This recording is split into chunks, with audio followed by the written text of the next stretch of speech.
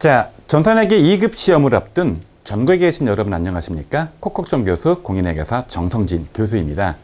자, 이번 시간에는 지난 시간에 이어서 전산회계 2급 시험에 잘 나오는 내용 중에서 이론 문제를 풀이하는 시간을 갖도록 하겠습니다. 여러분, 이 강의는 보시는 것처럼 콕콕정 교수 전산회계 2급 핵심 체크 앤드 빈출 120문제라는 조그마한 책자로 강의를 진행을 합니다. 이 책자에 실물이 필요하신 분들은 이 영상 밑에 네이버 폼을 통해서 주소와 이름만 입력하면 제가 무료로 일반 우편으로 보내드린 서비스를 제공하기도 하고요.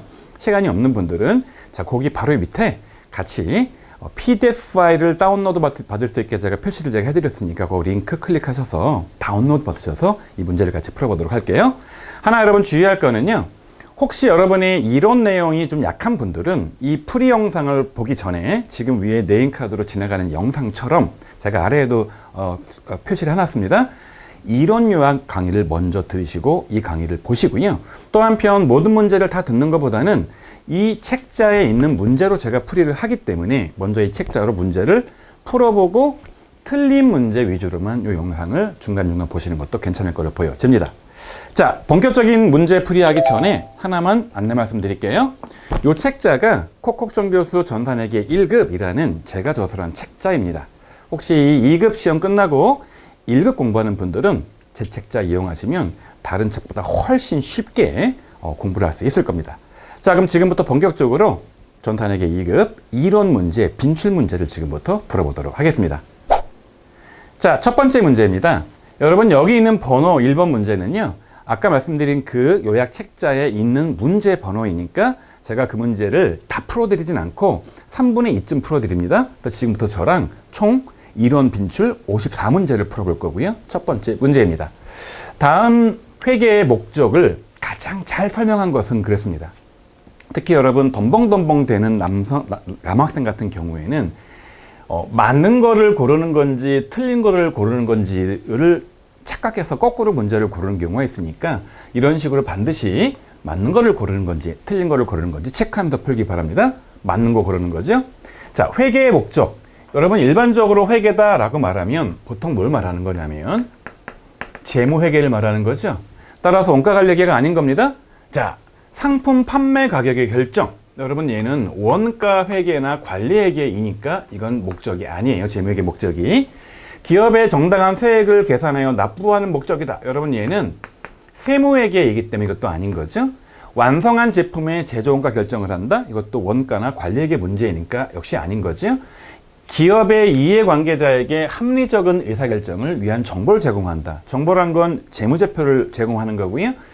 이해관계자란 건 여러분 일반적으로 기업 내랑 기업 외에 있는데 기업 내 외를 다 이해관계자로 주는 거기 때문에 이게 여러분 맞는 이야기입니다. 자, 첫 번째랑 세 번째는 원가관리회계, 가운데는 세무회계 문제이기 때문에 정답은 4번이 되겠습니다. 여러분 이런 식으로 정답이 아닌 것들 하나씩 지어나가면서 문제를 풀기를 바라요. 굉장히 쉬운 내용입니다. 자, 그 다음 2번 문제는 뭐냐면요. 다음 중 회계정보의 내부 이용자에 속하는 이해관계자가 옳은 것은 그랬습니다. 굉장히 쉬운 거죠. 회계정보란 건 다시 말씀드리지만 재무제표예요. 그 안에 5가지가 있었죠. 재무상태표, 손익계산서, 그 다음에 현금흐름표, 자본변동표, 주석이 있었는데 이거를 외부랑 내부에 전달하는데 정부 외부겠죠. 채권자 외부겠죠. 고객 외부겠죠. 경영자나 근로자가 내부니까 정답은 3번이 되는 굉장히 쉬운 문제입니다. 자, 그 다음 문제입니다. 다음 설명 중 잘못된 것은 그랬죠? 자, 골라볼게요. 굉장히 잘 나오는 빈출 문제이기 때문에 제가 이런 식으로 빈출이라고 표시한 것들은 여러분 반드시 보셔야 됩니다. 이거는 매회 내지는 2회마다 한 문제씩 나오기 때문에 꼭 아셔야 되는 겁니다. 자, 자산은 과거의 거래나 사건의 결과로서 현재 기업 실체에 의해 지배되고 미래의 경제 효력을 창출할 것으로 기대되는 자원이다. 자산? 맞는 얘기죠? 자, 그 다음에 기업의 자금 조달 방법에 따라 타인 자본과 자기 자본이 있다. 자, 부채는 자기 자본에 해당한다. 여러분, 내가 투자한 자본이 자기 자본이고요. 부채는 타인 자본이죠. 자기 자본이 아니니까 이건 틀린 말입니다. 그럼 정답은 2번인가 봐요. 확인해 볼게요. 자본은 기업 실체의 자산 총액에서 부채 총액을 차감한 잔여액, 순자산을 말한다. 자산 빼기 부채가 순자산이고 걔가 자본이지요. 맞는 말입니다. 자, 비용은 기업 실체의 경영 활동과 관련된 재화의 판매 또는 용역의 제공 등에 따라 발생하는 자산의 유출이나 사용이다 또는 부채의 증가다. 일반적인 자산의 사용이죠. 유출도 마찬가지죠. 근데 거꾸로 빚을 낼 수도 있기 때문에 부채의 증가 또한 비용이 맞는 얘기죠. 자, 그래서 여러분 이것도 맞는 얘기이기 때문에 정답은 2번이 되는 거예요. 여러분 이렇게 문제 몇 개 풀었는데 도대체 뭔 말인지 모르겠다 이런 분들은 이거 영상 접어두시고 다시 돌아가셔서 이런 요약 내용 강의 다시 듣고 오셔야 됩니다. 자, 그 다음 문제 보도록 할게요. 자, 회계상 거래를 모두 고른 것은 그랬습니다. 여러분 회계상 거래란 거는요, 자산이나 부채나 자본이나 수익이나 비용, 여기에 영향을 미쳐야 되고 금액을 알아야 되는 거 아니겠습니까? 자, 회계상 거래를 고르라고 했죠? 종업원을 추가로 채용하고, 여러분 종업원 채용해가지고는 의미가 없어요. 월급을 줘야지 돈이 나가기 때문에 자산 영향을 미치지 않습니까? 얘는 자산, 부채, 자본, 수익, 비용 영향을 안 미치니까 회계거래가 아니에요. 건물을 추가로 사용하기 위해서 임대차 계약을 단순하게 체결해가지고는 아무런 영향이 없습니다. 거래가 아니에요. 실제 월세를 줬다라든지 기간이 지나서 미지급 월세가 생겼다라든지 이렇게 생기지 않으면 아무것도 아닌 겁니다. 영업용 자동차 한 대를 구입하고 현금으로 매입했다. 돈이 나갔겠죠? 차량이 들어왔겠죠? 영향을 미칩니다. 맞는 얘기입니다. 자, 1천만 원의 상품을 추가로 주문했다. 주문만 하면 뭐합니까? 아직 물건이 안 했잖아요. 여러분 단순한 주문은요, 그냥 계약이기 때문에 일반적인 여러분 계약의 체결은 거래가 아니기 때문에 주문 또한 아무것도 아닌 거죠. 물건이 들어왔다면 자산이 들어온 거 아닙니까? 돈을 줬다면 거래가 발생했겠죠? 그게 아닌 이상 이건 거래가 아닙니다. 자, 바른은행에서 현금 2천만 원을 3년간 차입했다. 돈이 들어왔겠죠? 자산 늘고 부채가 생겼겠죠? 거래가 맞습니다. 따라서 정답은 디귿과 미음이기 때문에 자, 1번이겠죠? 이런 식으로 푸는 거고요. 아주 전형적인 가끔씩 출제가 되는 문제입니다. 자, 다음 문제는 바로 시산표의 등식으로 올바른 것은 그랬죠? 바로 회계 등식 관련된 내용이에요. 회계 등식은 기본적으로 이 등식을 기준으로 왼쪽은 자, 자금의 사용에 해당하는 부분이고요. 오른쪽은 바로 자금의 조달에 관련된 내용입니다. 따라서 자금을 어떻게 사용하고 어떻게 조달하는지 개념이 있으셔야 되는 거 아니겠습니까? 어떻게 조달을 할까요? 자, 채권자한테 빌려오겠죠? 부채. 내 돈을 투자하겠죠? 그리고 장사해서 돈을 벌어들이겠죠. 또 한편으로 자금의 사용은요, 필요한 자산을 취득하거나 필요한 비용을 사용하면 되는 거죠. 여러분 따라서 무조건 왼쪽에는 비용이 있어야 되고 오른쪽에 수익이 있어야 되는 거 아니겠습니까? 따라서 이렇게 왼쪽에 수익이 있는 거 정답이 아닌 겁니다. 무조건 왼쪽에 이렇게 비용이 있어야 돼요. 자, 그런데 또 하나 중요한 거는 자, 기초에 있는 자본에다가 자, 순이익을 더하면 요게 바로 기말 자본이 되는 거 아닙니까? 근데 여러분 이 순이익이란 거는 자, 다시 수익에서 비용을 빼기 때문에 요거 없애고 나면 기초에 있는 자본에 번 돈이 더해져서 기말 자본이 되다 보니까 기말 자본이 총수익을 더하는 게 아니라요. 자, 기초 자본에다가 총수익을 더해야 되니까 이 등식이 말이 되려면 3번이 말이 되는 거죠. 여러분 이게 도대체 뭔 말인지 모르겠다 하는 분들은 다시 해당하는 공부를 좀 해보시고 그래도 모르겠다 싶은 분들은 패스하세요. 이거 모르셔도 합격에는 문제가 없습니다. 자, 그 다음 문제예요. 비슷한 논리인데 여러분 이런 식으로 계산했을 때 다음 자료에 의해서 자, 기말 자본금을 계산하면 얼마인 거냐? 자본 거래는 없다? 이 말의 의미는 추가적인 출자가 없다? 이런 이야기죠? 여러분 이게 이제 2기가 되는데요. 오타가 났네요. 1기에 기초 자본금이 있고요. 그 다음에 기말 자본금이 있고요. 자, 총수익이 있고 총비용이 있고 순이익이 있어요. 자, 여러분 따라서 잘 보시면 1년 차에 얼마의 이익이 생겼냐면 3만 원의 이익이 생겼습니다. 이 말의 의미는 자, 기초에 얼마가 있었냐면 자본금이 자, 보시는 것처럼 30만 원이 있었어요. 근데 1기에 여기서 얼마를 벌어들였냐면 3만 원을 벌어들인 거예요. 여러분 그러면 1기의 기말 시점에는 얼마의 자본금이 생기냐면 자, 더하면 33만 원이 기말의 자본금입니다. 그런 다음에 여러분 2기가 되고 나면 어떻게 되는 것이냐? 여기에 33만 원으로 바뀌겠죠. 자, 그런데 기말 자본금이 얼마인지 모르겠지만 내용을 봤더니 벌어들인 돈은 40만 원이고 쓴 돈이 자, 33만 원이 돼요. 그럼 이 말의 의미는 기초에 얼마가 있었냐면 요 금액이 33만 원이 있었는데 당기에 추가로 벌어들인 수익이라는 금액이 40만 원이 있었고 이 돈을 벌기 위해서 33만 원을 썼기 때문에 얼마가 늘어나는 거냐? 여기서 여러분 7만 원이 증가합니다. 따라서 이 두 개를 더하고 나면 기말이 얼마가 되는 거냐? 자, 이 돈이 40만 원으로 기말 자본금이 바뀌겠죠? 정답은 3번이 되는 겁니다.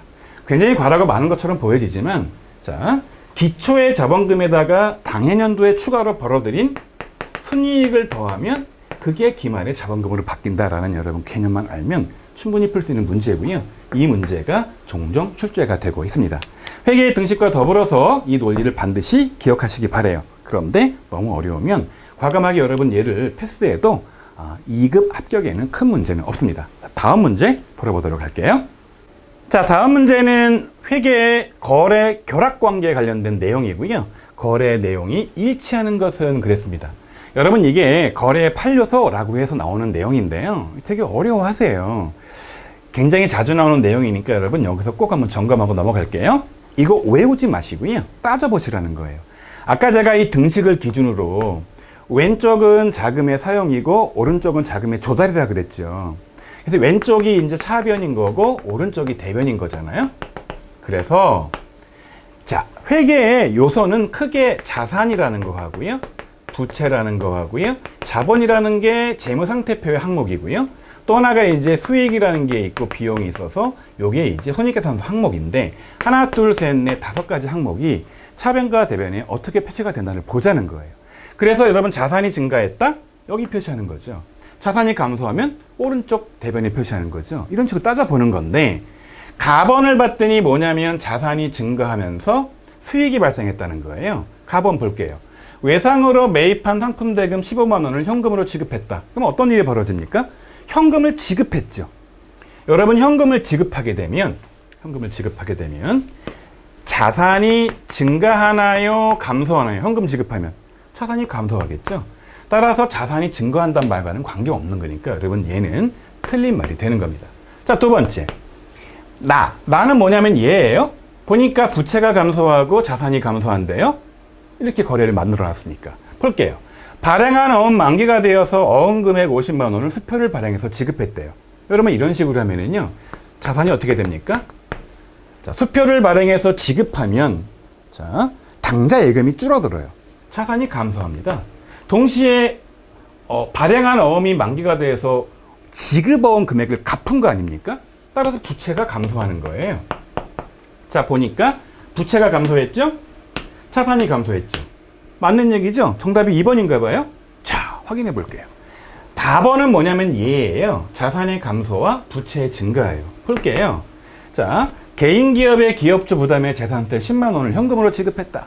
저랑 뒤에 다시 공부할 거지만 자, 대표이사가 본인의 개인적인 돈을 써버리고 나면 이거는 인출금, 자본의 인출로 보기 때문에 얘는 자본이 감소함과 동시에 현금이 자산이니까 자산이 감소하는 거잖아요.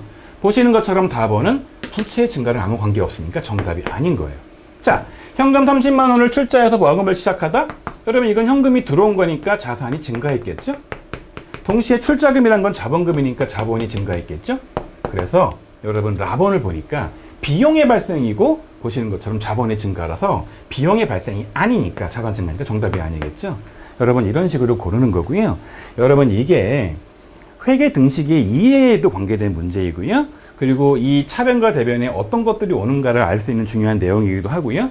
이렇게 결합된 관계를 물어보는 문제이기도 하기 때문에 여러분 이 문제를 아시려면 차변과 대변의 자, 그 논리를 아셔야 되는 거죠. 굉장히 중요한 문제니까 여러분 꼭 이해하고 풀어보시기 바랍니다. 자, 다음번 문제 보도록 할게요. 자, 10번 문제는 회계순환과정 결산의 과정의 문제입니다.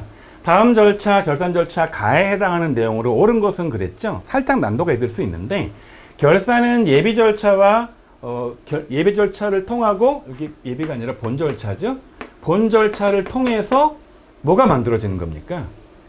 재무상태표가 만들어지는 거예요. 그럼 예비는 뭐고 본 절차는 뭡니까? 여러분 예비 절차는요. 거래가 발생하면 분계장을 만들었다가 총계정 원장까지 옮기는 게 자, 예비 절차고요. 이제 기말수정 분계 해가지고 재무제표를 만드는 과정이 본 절차여서 본 절차의 결론적으로 재무상태표를 만드는 거죠. 정답은 4번이 되는 건데요. 예비가 뭐고 본이 뭔지 모르겠다? 그건 모르셔도 괜찮습니다. 자, 또 하나 관련된 문제이고 여러분 이게 더 잘 나오는 문제인데요. 회계순환 가정으로 올바른 것은 그랬습니다.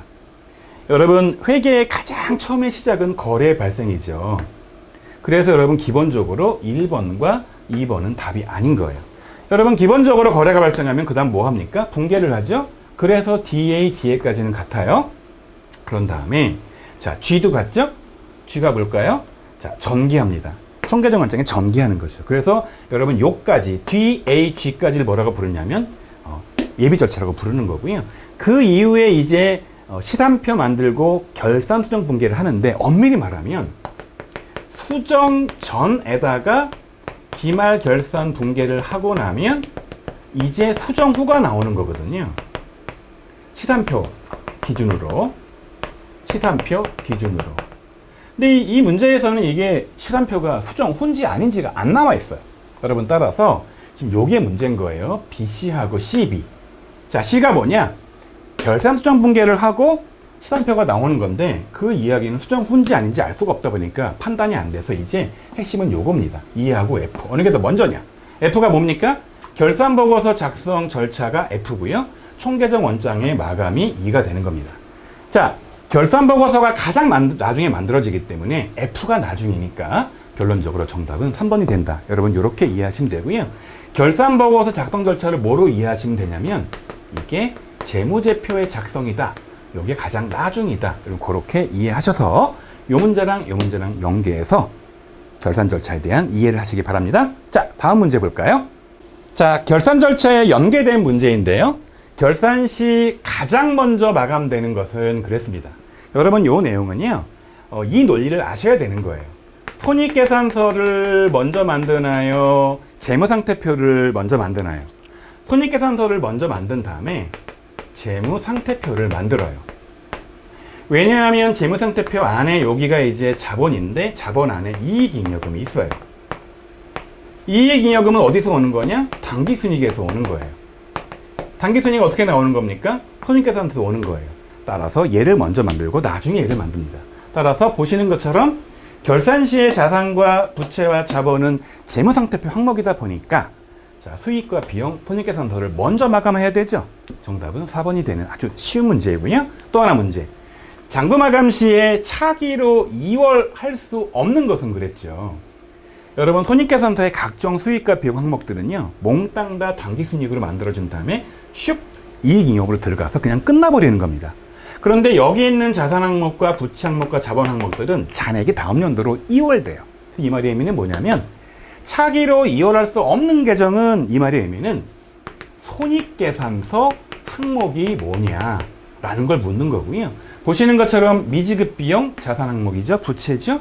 선급금 미리 준 돈 자산 항목이죠. 선수금 미리 받은 돈 부채 항목이죠. 이 중에서 여러분 수익과 비용 항목은 비용인 이자비용밖에 없는 거죠. 굉장히 문제가 어떻게 보면 어려울 수도 있는데 여러분 이 논리만 이해하시면 충분히 풀 수 있는 중요한 내용 중에 하나입니다. 자, 여러분 다음 문제는 계산 문제인데요. 다음 합계잔액 시산표의 자본금 과호환에 들어갈 금액은 얼마인가 라는 좀 난도 있는 문제입니다. 여러분 이렇게 약간 어려운 문제가 나와서 잘 모르겠다 싶으면 일단 이 문제 패스하고 다른 거 다 풀고 가급적이면 실물을 먼저 풀고 얘를 나중에 푸는 게 맞습니다. 그래야 멘탈 관리가 되는 겁니다. 여러분 기본적으로 이거를 풀 줄 알려면 합계잔액 시산표를 볼 줄 아셔야 되는 건데 이 합계랑 요 합계랑 같죠? 다시 이 합계랑 요 합계랑 같죠? 여러분 따라서 맨 왼쪽과 가운데와 그 다음과 그 다음 요거에 합계를 먼저 계산해 봐야 돼요. 요 합계, 요 합계, 요 합계, 요 합계. 이걸 제가 시간상 미리 계산을 해가지고 왔고요. 맨 왼쪽의 합계는 얼마가 나오느냐? 98, 350, 000이 나오고요. 그 다음 합계가 159, 자, 050, 000이 나옵니다. 그 다음 세 번째 열의 합계가 118, 000이 나오고요. 맨 오른쪽이 57, 300, 000이 나와요. 여러분 그래서 이렇게 갖고 이렇게 갖다 되기 때문에 이 괄호에 얼마가 들어가야 되는 거냐라는 겁니다. 자, 따라서 여러분 15, 자 9050에서 이거 빼면 118, 000이 나오니까 이 차이가 얼마가 나오냐면 차이가 410500000이 나오기 때문에 이 괄호 안에 4,105만 원이 들어가면 되겠죠? 따라서 이것도 두 개 같아야 되기 때문에 빼보면 역시 여러분 이 차이가 얼마가 나오냐면 4105000이 나와서 보면 알겠죠? 자본금이 한 번 발생해서 이 잔액이 유지되는 거기 때문에 정답은 동그라미 1번에 4105000이 나옵니다. 여러분 다시 말하지만 합계잔액 시간표를 볼 줄 모르신다? 풀지 마시고요. 상당한 시간이 걸려요. 다 더해봐야 되기 때문에 여러분 따라서 이거는 가장 마지막에 풀기를 바라요. 자, 다음 문제 볼까요? 자, 15번 문제는 시산표 작성 시 오류를 발견할 수 있는 경우는 그랬죠. 여러분 시산표는 좀 아까 봤던 것처럼 차와 대의 합계를 맞춰보는 거예요. 그래서 한 거래에 대한 분계 전체가 누락되었다? 차변, 대변 입력 다 안 했다? 아까 합계 변함이 없겠죠. 이거 발견 불가능합니다. 분계 시 차변과 대변의 계정 과목을 잘못 기록했다. 여러분 좀 아까 시산표는요. 금액만 검증할 뿐이지 계정 과목 맞게 적었나는 알 수가 없는 거예요. 발견이 불가능해요. 분계 시 차변과 대변의 금액을 다르게 입력했다. 차변에 100 입력하고 대변에 50 입력했다. 다르게 입력돼요. 왼쪽 오른쪽 차 대변이 달라져요. 얘는 검증 가능합니다. 한 거래를 이중으로 분계했다. 자, 한 거래를 적어야 되는데 이걸 두 번 적었다. 똑같이 차변 대변이 두 개 들어가기 때문에 이건 알 수가 없습니다. 정답은 자, 3번이 되는 거예요. 아주 초보적인 쉬운 문제입니다. 다음 계정 잔액의 표시로 옳지 않은 것은 그랬죠? 여러분 얘는 T계정을 볼 줄 아느냐를 물어보는 문제라 살짝 난도가 있어서 회계를 급하게 빨리 공부하는 분들은 이 T계정 참 어렵거든요. 여러분 그런데 T계정에 왼쪽은 여러분 차변인 거고요. 오른쪽은 대변이기 때문에 자, 자산은 어디가 잔액이 표시가 될까요? 차변에 남아야 자산의 잔액이 되는 거고요. 대변에 남아야 부채하고 자본의 잔액이 되겠죠? 따라서 이 문제는 자산은 왼쪽에 잔액을 표시했느냐, 부채와 자본은 오른쪽에 잔액을 표시했느냐, 이걸 묻는 문제 아닙니까? 여러분 예소금은 부채예요, 자산이에요? 얘는 부채니까 오른쪽 표시가 맞겠죠? 토지는 자산이에요, 부채예요? 자산이니까 오른쪽 표시하면 되는 게 아니라 왼쪽에 표시해야 되니까 여러분 요게 틀린 거겠죠? 2번이네요. 보통예금 자산이죠? 왼쪽에 자산 잔액을 표시했죠? 외상매입금 부채죠? 오른쪽 잔액 표시했죠? 여러분 이렇게 처리를 하는 겁니다. 자, 약간 문제가 어려울 수 있어서 여러분 혹시 여러분이 T계정을 볼 줄 모르신다? 이거는 과감히 제껴도 2급 합격에는 지장이 없어요. 다음 문제 볼까요? 자, 일반 기업회계 기준에 따르면 재무제표가 아닌 것은 뭐냐? 5개거든요. 재무상태표, 여기는 없지만 손익계산서, 자본변동표, 현금흐름표. 그리고 여러분 주기가 아니라요. 주석이 재무제표인 거지요. 주기는 재무제표가 아닙니다. 자, 그 다음 내용이에요. 다음은 재무상태표 작성 기준에 대한 설명이다. 틀린 것은 그랬죠? 재무상태표? 자, 재무상태표의 계정 과목은 유동성이 낮은 순서로 배열한다. 현금화가 빨리 되는 거 먼저 적으니까 유동성이 낮은 게 아니라 높은 순서로 배열하니까 틀린 말이 1번이죠? 다 맞는 말이겠죠? 확인해 볼게요. 재무상태표에서 자산부채 자본은 총액 표시를 원칙으로 한다. 맞습니다. 자본 항목 중 잉여금은 자본잉여금과 이익잉여금으로 구분된다. 매년 벌어들인 당기순이익의 합계가 이익잉여금이고요. 여러분 이 2급에서는 좀 어렵지만 주식을 발행할 때 좀 액면보다 비싸게 발행을 하거나 그런 자본거래 쪽에서 이익이 생기면 여러분 그거는 이익을 넣는 게 아니라 자본잉여금 표시하게 되어 있죠. 참고로 알아두세요. 4번. 자산과 부채는 원칙적으로 결산일 현재 1년을 기준으로 유동과 비유동 구분한다. 12월 31일 기준으로 1년 이내 현금화가 되냐 안 되냐에 따라서 유동, 비유동 구분을 하죠. 맞는 이야기입니다. 아주 일반적인 그런 내용인과 동시에 워낙 일반적이고 중요하다 보니까 굉장히 자주 출제가 되는 문제라서 여러분 꼭 아셔야 되는 문제입니다. 자, 그 다음 볼게요. 재무상태표의 작성 기준이 아닌 것은 1년 기준으로 하지요. 그래서 유동, 비유동으로 하고요. 유동성 배열법을 쓰고요. 총액으로 적게 되어 있어서 이건 어려울 수 있는데 기계장치를 취득한 금액이 있으면 이 금액을 적게 되어 있고요. 여기에 감가상각 누계액을 빼가지고 손액을 쓰는 게 아니라 둘 다 표시하게 된 총액을 쓰게 되어 있지 않습니까?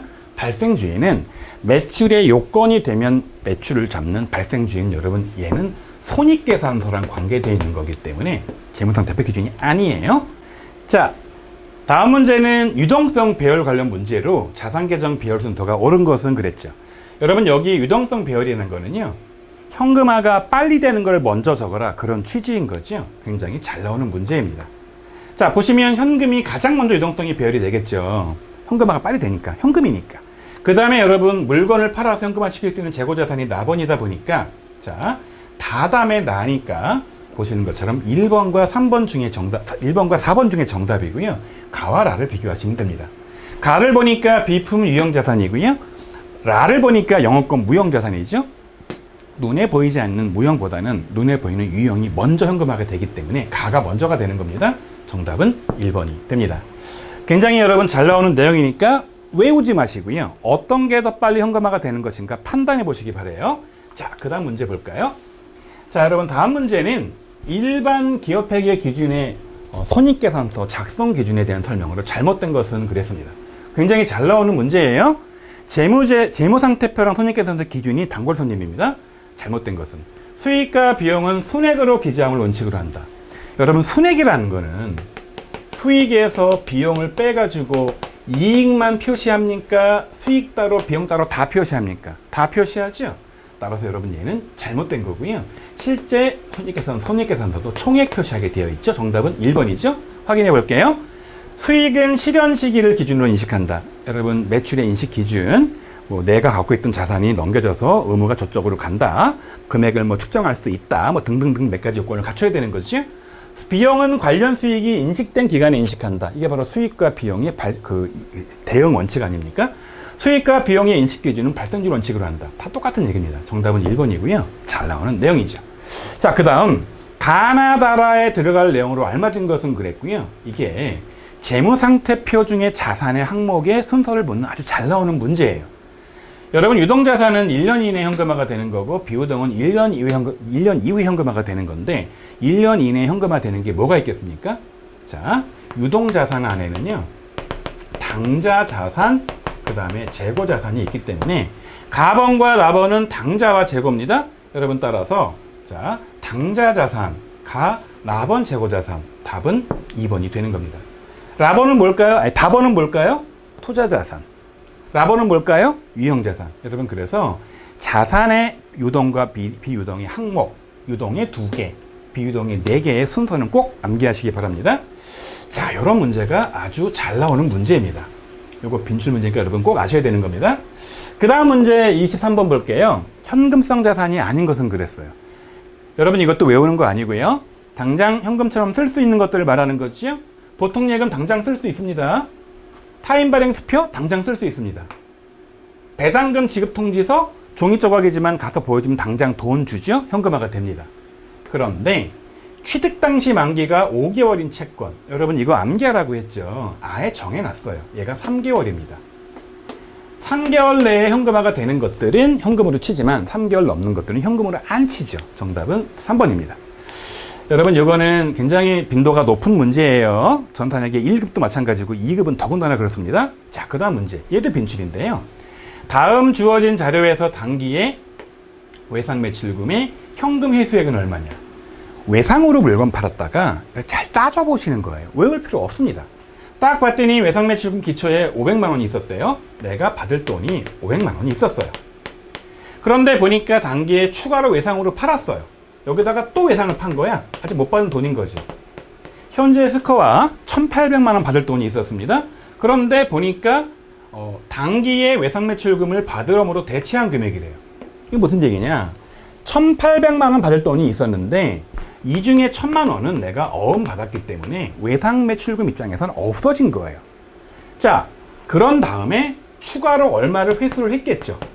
뭔지 모르겠지만, 얼마인지 모르겠지만 그랬더니 기말이 얼마가 됐다는 겁니까? 보시는 것처럼 기말 금액이 300만 원이 된 거예요. 여러분 얘는 절대 외우는 게 아니라요. 내가 받을 돈이라는 개념을 한번 따져보시면 되는 거라서 여러분 요거는 오른쪽으로 X를 두고 왼쪽으로 가면 이게 얼마가 되는 겁니까? 이렇게 계산하면 1800에서 1000을 뺐으니까 800이 될 거고요. 요거 왼쪽으로 옮기면 300이 될 거기 때문에 자, 요 X는 얼마냐? 자, 금액이 500만 원이 되겠죠? 따라서 여러분 보시는 것처럼 500만 원이 당기 중에 현금 받아서 외상 매출금 회수한 내용이 되는 거죠. 자, 추가 문제 풀어볼게요. 자, 이번 문제는 바드러움 관련된 문제이고요. 보시는 것처럼 조금 내용이 많이 나오는 문제인데 어려운 문제는 아닙니다. 제품을 공급하고 자, 받은 약소고금 55만 원을 주거래은행 국민은행에 5만 원 할인 비용을 차감한 다음에 보통 예금 계좌로 입금받았다. 매각거래 처리하시오. 여러분 이건 뭐냐면요. 아직 어미 만기가 안 된 거예요. 근데 은행에다가 팔았어요. 그러면 얼마가 돈이 들을까요? 원래는 바드러움이 얼마짜리냐? 55만 원짜리예요. 여러분 따라서 이거 정답 아니고 이거 정답 아닙니다. 이거 정답 아니고 세 개가 정답이겠죠? 이거 정답 아닙니다. 55만 원이 돼야 되니까. 둘 중에 하나인데요. 왼쪽을 볼게요. 돈이 얼마가 들으냐는 거예요. 논리적으로 보세요. 55만 원 받을 어음이었는데 5만 원을 비용으로 빼야 되니까 보시는 것처럼 50만 원만 들어오는 게 정상입니다. 그래서 정답은 요 50만 원이 정답이에요. 자, 50만 원 정답이에요. 그런데 문제는 이 5만 원을 뭘로 처리할까냐 문제예요. 여러분 요건 살짝 암기가 필요해요. 만기가 되기 전에 어음을 은행에다 팔아버리는 게 일반적일까요? 일반적이지 않을까요? 일반적이지 않아요. 일반적으로는 만기까지 기다립니다. 이렇게 일반적으로 발생하는 비용이 아니라면 수수료 비용이 아니라 이런 식으로 매출채권 처분 손실 처리해서 영업 외 비용 처리한다는 게 원칙이니까 정답은 1번이 되겠죠? 자, 그 다음 문제 볼게요. 다음 자료를 참고로 자, 적절한 회계 처리한 것은 그랬죠? 대손 회계 관련된 문제입니다. 굉장히 잘 나오는 문제니까 여러분 이거 꼭 아셔야 되는 겁니다. 자, 4월 2일 매출처 A의 부도로 매출채권 200만 원이 회수 불가능 대손 처리되었다. 대손 충당금 잔액은 93만 원이다. 얼마의 매출채권을 못 받게 되는 겁니까? 200을 못 받는 거죠. 이건 정답이 아닙니다. 그런데 문제는 자, 이미 200만 원 중에서 내가 93만 원은 충당금을 잡아놓은 게 있는 겁니다. 따라서 부족액만 107만 원만 더 대손상환 평가비를 잡으면 되는 거기 때문에 정답은 2번인 거예요. 이게 여러분 가끔씩 실무에 일반적 법률에서 나오기도 하지요. 따라서 4월 1일자 기준으로 4월달 기준으로 잔고조회 해가지고 충당금이 얼마인지 확인하고 부족분을 더 잡는 그런 분계가 나오기도 하죠. 자, 그 다음 문제입니다. 이것도 굉장히 잘 나오는 문제인데요. 자, 이런 문제입니다. 청석 상점은 2017년 10월 15일 단기 시대차익 목적으로 시장성이 있는 주 대성의 주식 60만 원, 자, 60만 원에 취득을 했는데 액면 금액이 5천 원이고 100주라는 거예요. 수수료 10,000원을 현금으로 지급했대요. 그런데 이 주식을 2017년도 11월 20일 날 한 달쯤 지나서 70만 원에 전량 매각했을 때 단기 매매 증권 처분 이익으로 계산된 금액은 얼마냐라는 겁니다. 여러분 이 문제의 핵심은 바로 수수료 10,000원이에요. 여러분 이런 식으로 단기성 매매 증권은 이 수수료 10,000원을 어떻게 처리하죠? 원가에 가산합니까? 그냥 비용 처리합니까? 여러분 얘는 수수료 비용이라는 자 얘는 단기 비용 처리를 합니다. 여러분 따라서 이 주식의 취득 원가는 얼마가 되는 거냐면요. 수수료 비용을 원가에 더하면 안 되기 때문에 보시는 것처럼 그냥 60만 원에 취득한 금액이 되는 겁니다. 여러분 근데 이거를 전량 얼마에 매각한 겁니까? 보시는 것처럼 전량 70만 원을 매각을 했기 때문에 자, 얼마에 여기서 차익을 본 겁니까? 10만 원만큼 차익을 봤죠. 따라서 주식의 처분 이익은 10만 원이 되는 겁니다. 만약에 이게 단기 매매 증권이 아니라 만기 보유 증권으로 1년 이후에 팔아먹을 거였다면 여러분 요 수수료 비용을 비용 처리하는 게 아니라 취득원가에 가산하죠. 만약에 이게 장기성이었다면 이 금액 10,000원을 더해서 이게 61만 원으로 바뀌어야 되기 때문에 61만 원짜리를 70만 원 팔았으니까 9만 원의 차익이 생겼죠. 따라서 여러분 이게 단기 매매가 아니라 매도 가능이었다면 이게 정답이 되는 그런 문제인 거죠. 굉장히 잘 나오는 문제이고요. 여러분 요건 나중에 전탄에게 1급에서도 단골 손님입니다. 자, 다음 문제 풀어보도록 할까요? 자, 이 19번 문제는 좀 전 문제의 연장선상의 문제이지요. 다음 거래의 회계 처리에 대한 설명으로 옳은 것은 그랬습니다. 장기 보유 목적으로 문정 주식 1주당 액면 1,000원, 100주를 액면 금액으로 매입했다. 주당 1,000원 매입한 겁니다. 수수료 10,000원과 함께 자기합수표를 지급하였다. 여러분 이 경우에는요. 자, 매도 가능 증권으로 처리를 하고요. 자, 지금 보시면 100주를 1,000원에 취득했으니까 금액이 10만 원이 취득 금액인데 여기다가 10,000원 수수료 비용을 낸 거 아닙니까? 여러분 이 10,000원을 좀 전에 단기 매매라면 얘를 영업의 비용 처리하지만 이렇게 장기성이라면 취득원가에 가산하기 때문에 이 금액이 11만 원이 되는 게 맞습니다. 따라서 여러분 영업의 비용 1만 원 증가한다? 이거는 단기 매매일 때니까 틀린 말이 되는 거고요. 투자 자산이 11만 원 증가한다? 11만 원 증가하는 거지요. 매도 가능이든 만기 보유 등 투자한 거니까 투자 자산으로 분류합니다. 만기 보유 증권이 11만 원 증가한다? 여러분 이 만기라는 거는요. 채권에 대해서만 쓰는 이야기지 이런 식으로 주식을 취득하면 만기 보유가 아니라 매도 가능 처리하니까 만기 보유 틀린 말이죠. 여러분 틀린 말입니다. 그리고 이제 유동자산이 10,000원이 감소한다. 투수료가 10,000원이잖아요. 이것만 준 게 아니라 총 통틀어서 11만 원을 수표를 발행해서 줬기 때문에 이게 현금이 감소하니까 11만 원이 감소해야 맞는 말이죠. 틀린 말입니다. 따라서 여러분 정답은 2번이 되는 거죠. 여러분 이 문제를 좀 전 문제랑 연계해서 꼭 풀어서 자주 나오는 빈출 문제이기 때문에 꼭 아셔야 됩니다. 자, 31번 문제는 다음 중 대여금에 대한 대손상각비를 판매관리비 항목에 포함하여 처리해야 했을 경우에 일반 기업회계 기준으로 판단할 때 손익계산서에 미치는 영향으로 옳은 것은 그랬습니다.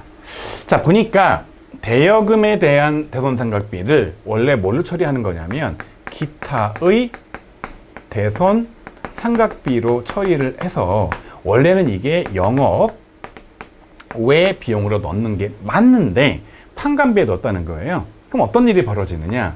자, 손익계산서를 만들어 보면 매출이 이렇게 있고요. 여기서 이제 판관비를 빼는 거 아니겠습니까?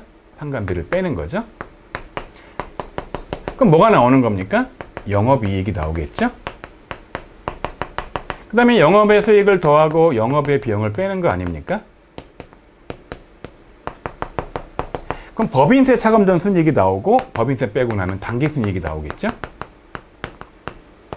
근데 뭐라고 되어 있는 거냐면 지금 원래는 여기다가 넣는 게 맞아요. 그런데 여기다가 안 넣고 바로 여기다가 산입을 한 겁니다. 그러면 원래는 영업이익에 영향을 미치지 말아야 돼요. 여기다 안 놨더라면 이건 바뀌지 않겠죠? 근데 여기다가 잘못 집어넣은 거예요. 잘못 집어넣어 버리니까 영업이익은 떨어지겠지만 어차피 제대로 했다 하더라도 영업의 비용에 들어가서 당기순이익은 바뀌지 않겠죠? 얘는 안 바뀌고 영업이익만 떨어지니까 영업이익은 과소계상되었으나 당기순이익은 변함이 없다. 이게 맞는 얘기예요. 여러분 살짝 헷갈릴 수 있는데요. 여러분 이 문제는 두 가지를 묻는 거예요. 기타의 대손상각비 영업의 비용 처리한다는 거와 이 구조를 묻는 문제인 거죠. 확인해 볼게요. 기업의 매출활동 결과인 매출총액에 영향을 미친다. 여러분 바로 위쪽에 매출 원가를 빼고 남는 게 매출총이익이죠. 그거랑 전혀 관계없기 때문에 안 미치죠, 영향을. 기업회계 기준에 따라 정상 처리되었다? 잘못 처리한 거죠. 원래 여기다 넣어야 되는 건데 여기다 넣으면 잘못된 거기 때문에 틀린 말이죠. 당기순이익 계산에 영향을 미친다? 당기순이익 변동이 없죠. 어디 넣든 넣은 거니까. 정답은 1번이 되는 거예요. 자, 여러분 그 다음 문제는 이제 재고자산 문제인데요. 자, 보도록 할게요. 재고자산에 대해 해당되는 것으로 올바르게 묶은 것은 그랬죠. 여러분 재고자산의 기본 전제는 무슨 용도인 겁니까? 업무에 쓰는 게 아니라 판매용인 거죠. 사무실에 사용하는 컴퓨터, 이건 쓸 거니까 유형자산이죠.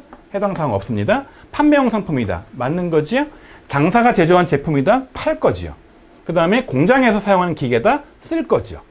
따라서 정답은 B와 C니까 2번이 되는 겁니다. 아주 원론적인 문제예요. 자주 나오는 문제입니다. 자, 그 다음 내용이 바로 재고자산의 수량 결정 방법이에요. 여러분 기본적으로 재고는요. 수량에다가 단가를 곱해야 되는데 수량의 파악 방법과 단가의 파악 방법들이 시험 문제에 무지하게 잘 나와요. 빈출 문제예요. 여러분 얘는 향후에 전산회계 1급에서도 나오기 때문에 여기서 공부하세요. 자, 기본적으로 먼저 수량을 세는 겁니다. 맞는 거 그랬죠. 어떻게 셉니까? 실제 창고에 가서 세어보는 거죠. 그걸 뭐라고 부르는 겁니까? 실지 재고 조사법이라고 불러요. 창고에 안 가봐도 알 수 있어요. 계속 기록하면은요. 장부상 수치가 나옵니다. 그래서 두 번째 방법이 계속기록법이에요. 근데 실무에서는 어떻게 하느냐? 계속기록법과 실지재고조사법을 섞어서 쓰는 혼합법이 있는 거예요. 따라서 수량 결정하는 방법은 실지재고조사법, 계속기록법, 혼합법이 있기 때문에 정답은 1번이 되는 거고요. 선입선출과 총평균과 이동평균은 다 평균법이고요. 여기 하나 더해서 개별법.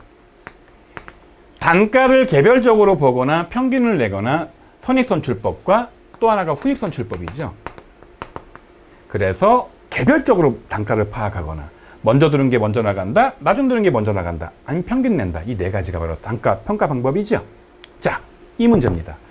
다음 중 재고자산의 단가를 결정하는 방법이 아닌 것은 그랬죠. 다시 말하지만 선입선출, 후입선출, 평균법, 그 다음에 개별법이 해당 방법이고요.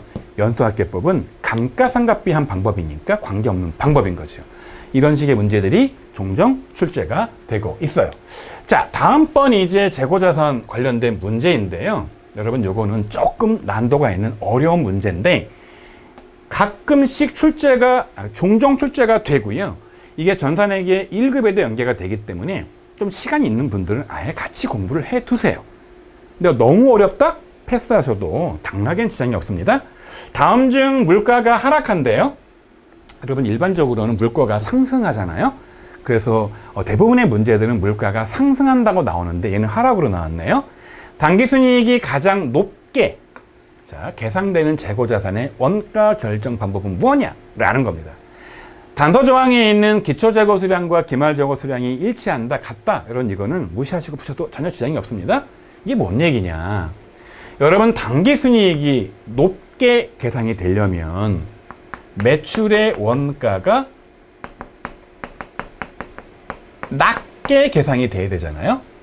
여러분, 매출 원가가 낮게 계상되려면 싼 게 판매가 돼야 돼요. 싼 게. 자, 일반적으로 아시는 것처럼 평균법은 가운데 끼어 있기 때문에 이 평균법들은 정답이 아니에요. 선입선출이거나 후입선출이 정답이에요. 그래서 여러분, 잘 모르시면 그냥 찍으세요. 둘 중에 하나를. 자, 그런데 어떻게 판단하는 거냐? 외우지 마시고요. 싼 게 판매가 되려면 뭐가 싸냐는 거예요. 자, 1월 1일이 있고 12월 31일이 있는데 기초 기말이에요. 지금 물가가 하락해요? 상승해요? 물가가 하락합니다. 그럼 여러분, 이때 산 게 저렴해요? 이때 산 게 저렴해요? 여러분, 이때 산 게 더 쌉니다. 따라서 언제께 팔려야 더 원가가 싸지는 겁니까? 이때께 팔려야 돼요. 그러면 언제께 팔리는 겁니까? 늦게 들은 게 팔려야죠. 후입으로 들은 게 먼저 팔려야 이때 원가가 싸지고, 그래야 싸게 팔아야 매출 원가가 떨어지니까 이익이 늘어나겠죠. 정답은 4번이 되는 겁니다. 반대로 여러분, 물가가 오르면은요, 하락이 아니라 물가가 상승한다면요. 물가가 상승한다면 이때 게 비싸고 오히려 이때 게 싸죠. 따라서 물가 상승이라면 옛날 게 팔려야 되니까 먼저 들은 게 먼저 팔려야 되니까 선입선출이 되는 거죠. 이 문제가 만약에 물가가 상승한다면 정답은 1번이 되는 겁니다. 외우지 마시고요. 논리로 이해하십시오. 자, 그 다음 문제입니다. 다음은 영동기업의 당기 재고자산 관련된 자료이다. 계산 문제라서 여러분, 혹시 여러분들이 공부 구력이 짧거나 하면 이런 문제 패스하셔도 당락에는 전혀 문제가 없어요. 이런 어려운 문제들이 한 회에 여러 개 나오는 게 아니라 몇 개밖에 안 나오기 때문에 그거 제껴도 푸는데 지장이 없습니다. 자, 시간 되는 분만 보세요. 영동기업은 당해년도 8월 달 중에 600개의 재고자산을 판매했다. 영동기업이 원가 흐름 과정을 뭐로 한다? 선입선출이다. 먼저 들은 게 먼저 팔린다. 라고 했을 때 당기의 매출 원가하고 기말 재고자산이 얼마냐라고 물어보는 겁니다.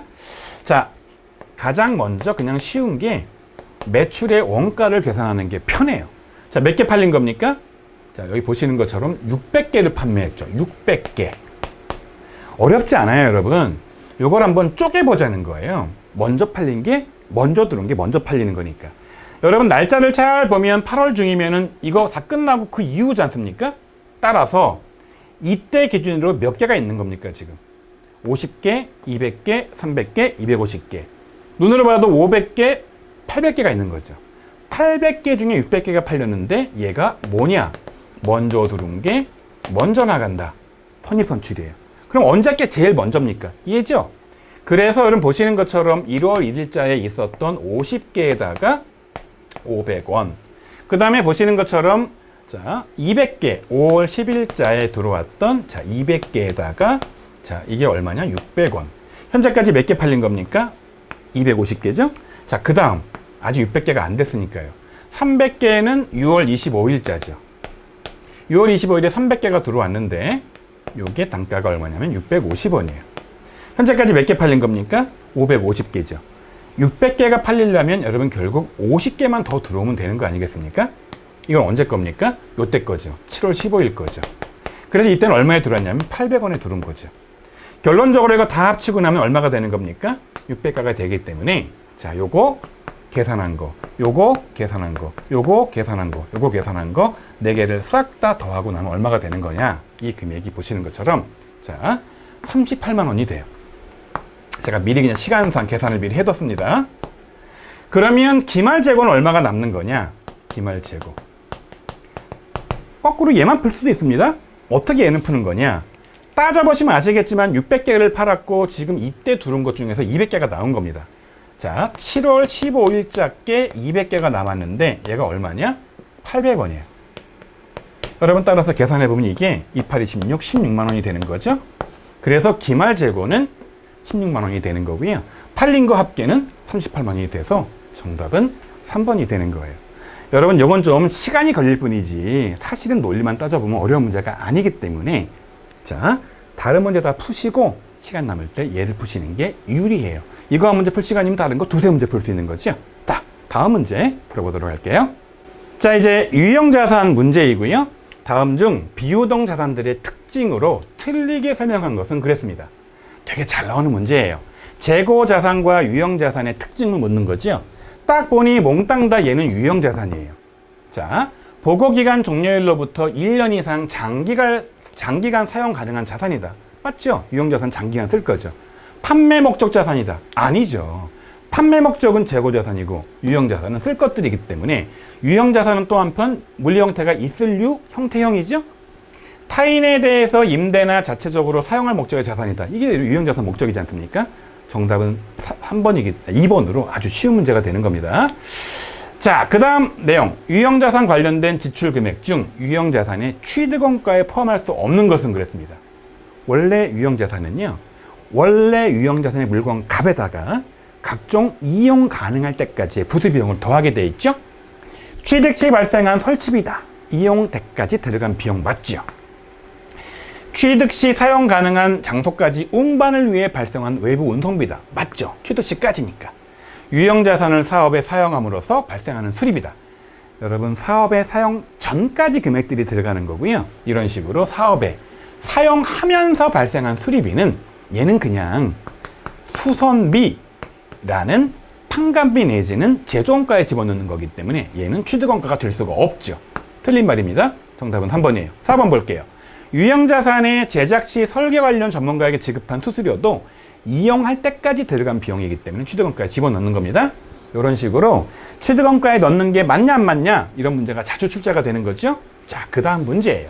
이제 자본적 지출과 수익적 지출 문제입니다. 자본적 지출을 수익적 지출로 잘못 회계 처리한 경우에 이에 영향으로 옳은 것은 여러분 자본적 지출은요. 취득원가에 가산합니다. 즉 얘를 자산 처리하는 거죠. 근데 수익적 지출은 얘를 당기 비용 처리합니다. 근데 어떻게 한 거냐면요. 이 자본적 지출로 처리, 말을 바꾸면 자산을 잡을 거를 뭐로 잡은 겁니까? 비용을 잡은 거죠. 그렇게 되면 자산 잡을 걸 비용을 잡아버리면 자산이 줄죠. 오히려 비용 늘면서 이익이 줄죠. 답은 3번이에요. 외우지 마시고요. 잘 따져보시라는 거예요. 자, 그 다음 문제. 유형자산의 종류 중 감가상각하지 않는 거다. 자, 제가 이론 강의, 이 요약 강의 첫 번째 강의에 설명드린 적이 있어요. 토지는 날아가지 않아요. 닳지 않아요. 무조건 토지가 포함되어야 됩니다. 1번과 2번 중에 하나예요. 자, 이상한 용어가 나오네요. 건설 중인 자산은 짓고 있는 건물이고요. 아직 지어지지 않으면 건설 중인 자산 처리했다가 완공되는 순간 건물로 바꾸고 이때부터 감가상각을 하기 때문에 자, 건설 중인 자산은 감가상각하지 않습니다. 정답은 2번이 되는 거예요. 암기하지 마시고 다 이해하시면 굉장히 쉬운 문제가 되는 거죠. 자, 그 다음에 이제 살짝 난도가 있어요. 정액법과 정률법의 감가상각비 계산 문제예요. 자, 여러분들이 이제 아무리 공부를 좀 짧게 했다 하더라도 정액법은 굉장히 쉽기 때문에 문제 풀 줄 아셔야 됩니다. 2020년 10월 1일자에 구입한 영업용 차량이다. 얼마에 샀느냐? 2,500만 원에 취득을 했다. 잔존가액이 100만 원이다. 내역연수가 10년이다. 12월 31일자 정액법으로 계산한 상각비는 얼마냐라는 겁니다. 여러분, 이런 문제는요, 일단 연간으로 계산 한번 해보셔야겠죠. 이게 취득가액이 2,500만 원이에요. 근데 나중에 감가상각 끝나고 100만 원은 남겨둬야 되는 거 아닙니까? 근데 이게 몇 년 동안 쓸 거냐? 자, 10년 동안 쓸 거예요. 여러분, 이렇게 되면 이게, 자, 1년치가 나와요. 계산 한번 해볼게요. 2,400만 원이죠? 10년 나누면 240만 원 나오겠죠. 그런데 문제는 10월 1일부터 12월 31일까지 몇 개월입니까? 10, 11, 12. 3개월인 거죠. 따라서 240만 원은 1년치이기 때문에 요거를 12분의 3으로 나누면 요게 단기분의 감가상각비가 되는 거죠. 240만 원 나누기 12 곱하기 3 하면 이 금액이 60만 원이 나와서, 자, 월할 계산한 당기순이익 감가상각비는 60만 원이 정답이 되는 겁니다. 자, 이제 아래쪽 문제는요, 조금 더 난도가 있어서 정율법 문제예요. 만약에 여러분이 나는 공부 구력이 너무 짧아서 정율법은 도대체가 이해가 안 간다 라고 하는 분들은 과감히 패스해도 합격에는 지장이 없지만, 여러분 가능하시면 얘를 같이 공부를 한번 해보도록 할게요. 어렵지 않습니다. 정율법은요, 그냥 동일한 율로 곱하는 겁니다. 자, 2018년도 12월 31일 결산 후 재무제표와 관련된 설명으로 옳은 것은 그랬는데 1월 1일자에 차량 운반구 1,000만 원에 취득을 했는데 정율법이고 내역연수는 5년이고 40%다. 여러분, 그러면 2017년이 1년 차가 되는 거죠. 무조건 정율법은요, 자, 취득을 한 금액 1,000만 원에다가 시험 문제에서 주어진 율 40%를 곱하면 되는 겁니다. 얼마가 나오겠습니까? 400만 원이 나오겠죠? 근데 다행히 여러분, 정률법 문제가 어렵기 때문에 1월 1일자로 문제가 나옵니다. 월할 계산할 필요가 없어요. 이제 2018년도가 됐을 거고요. 이게 2년 차가 되는 겁니다. 여러분, 이 문제는 2018년도 문제인 거예요. 즉 2년 차에 대한 질문을 한 거죠. 그런데 여러분, 정율법은요, 미상각 잔액에 대해서 곱하기 율을 하는 거 아니겠습니까? 자, 1,000만 원 주고 취득을 했지만 1년 차에 이미 400만 원을 까먹었지 않습니까? 따라서 남는 금액은 얼마가 되는 겁니까? 600이 남죠. 여기에 몇 프로 곱하는 겁니까? 40% 곱하는 거기 때문에, 자, 64, 24, 240만 원의 감가상각을 하면 되는 거예요. 여러분, 요게 2년 차의 비용이 되는 거죠? 이러고 나면 1년 차에 400만 원, 2년 차에 240만 원. 누계가 얼마가 되는 거냐? 감가상각 누계액은 더하고 나면 640만 원으로 바뀝니다. 그래서 얘를 이제 표시하면 취득원가는 1,000만 원이 되는 거고, 여기에 마이너스 640만 원이 들어가서 장부가액은 얼마가 되는 거냐? 자, 빼면 360만 원으로 잔액이 남는 거죠. 여러분, 이 개념만 잘 따라가시면 되고요. 전산회계 2급에서도 이렇게 2년 차를 묻는 문제가 많이 나오니까 이 계산을 할 줄 아셔야 되는 겁니다. 손익계산서에 표시되는 감가상각비는 400만 원이다. 여러분, 다시 말하지만 이 문제는 1년 차가 아니에요. 2년 차를 묻는 문제이기 때문에 손익계산서에 얼마가 들어가는 겁니까? 240이 들어가죠. 예, 여러분, 틀린 말이에요. 자, 재무상태표에 표시되는 감가상각 누계액은 640만 원이다. 640 맞죠? 이게 맞는 말이에요. 자, 확인해 볼게요. 상각 후에 자동 차량 운반구의 미상각 잔액은 600만 원이다. 아니죠. 360만 원이죠. 틀린 말입니다. 상각 후 차량 운반구의 미상각 잔액은 240만 원이다. 자, 아니죠. 360만 원이죠. 틀린 말입니다. 상당히 난도가 있는 내용이지만 논리만 여러분 제대로 이해하신다면 생각보다 빨리 풀 수 있는 그런 문제이니까 여러분, 조금 여유가 되는 분들은 요 문제까지 같이 공부하시기 바라요. 자, 다음 문제 풀어보도록 할까요? 이번 문제도 회계를 깊이 공부하지 않은 분들이 되게 어려워하세요. 유형자산의 처분, 손익이에요. 볼게요. 업무용 차량의 처분과 관련된 자료이다. 가장 거리가 먼 것은 그랬습니다. 정말 시간이 없으면 여러분 제껴도 괜찮지만, 자, 저랑 논리를 한번 따라가면서 풀어보도록 할게요. 취득가액이 2,500에 취득한 겁니다. 지금까지 1,400만 원을 까먹은 거예요. 여러분 그러면 얼마가 남은 겁니까? 빼보세요. 2,500 빼기 1,400. 얼마가 남았냐면 잔액이 1,100이 남은 거예요. 이걸 흔히 다른 말로 장부가액이다 라고 부르기도 해요. 그런데 1,100만 원 남은 거를 지금 얼마에 팔았느냐? 1,000만 원에 판 거예요. 얘를 얼마에 판 겁니까? 1,000만 원에 매각을 했어요. 자, 눈으로 보세요. 얼마짜리 남은 거를? 1,100 남은 거를 얼마에? 1,000에. 손해본 거예요? 남은 거예요? 1,100 남았으면 1,100에 팔아야 되는데 1,000에 팔았으니까 100만 원에 처분, 손실이 생긴 거죠. 자, 맞춰볼게요. 이 차량의 장부가액은 2,500만 원이다. 여러분 2,500만 원 취득가액인 거고요. 장부가액은 남은 금액이잖아요. 1,100이 남은 금액이니까 2,500은 틀린 말이고요. 매각대금 1,000만 원의 처리 계정은 미수금이다. 문제를 봤더니 전액 외상이래요. 뭔가를 팔면서 외상으로 하면 이게 매출 채권이라면 외상 매출금 받으러움이 되는 거잖아요. 그런데 상거래 이외라면 무조건 미수금이 되는 거니까 자, 여러분 얘 말은 맞는 거죠? 감가상각 누계액 1,400만 원은 이미 이전에 비용 처리되었다. 여러분 얘는요 이미 옛날에 감가상각비로 비용 처리한 금액이니까 맞는 얘기입니다.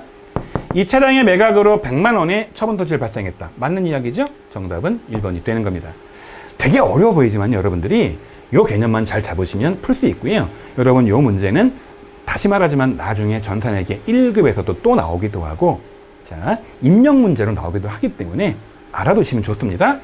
자, 그 다음 문제 이제 부채로 넘어가도록 할게요. 지금까지 자산 관련 문제를 풀었죠? 다음은 부채에 대한 설명이다. 가장 옳지 않은 것은 그랬죠? 굉장히 잘 나오는 빈출 문제예요. 외상매입금은 일반적으로 상거래에서 발생한 채무이다. 맞는 이야기죠? 자, 선수금은 상품을 주문받고 대금의 일부를 계약금으로 수취해서 처리하는 개정 과목이다. 계약금 미리 받으면 미리 받은 돈 선수금이 되는 겁니다. 가지급금은 미래의 특정 사건에 의해 외부로 지출하여야 할 금액을 기업이 급여 등 지급 시 종업원으로부터 미리 받아 일시적으로 보관하는 금액을 처리하는 개정 과목이다. 여러분 가지급금은 가로 준 돈이지 받은 돈이 아니에요.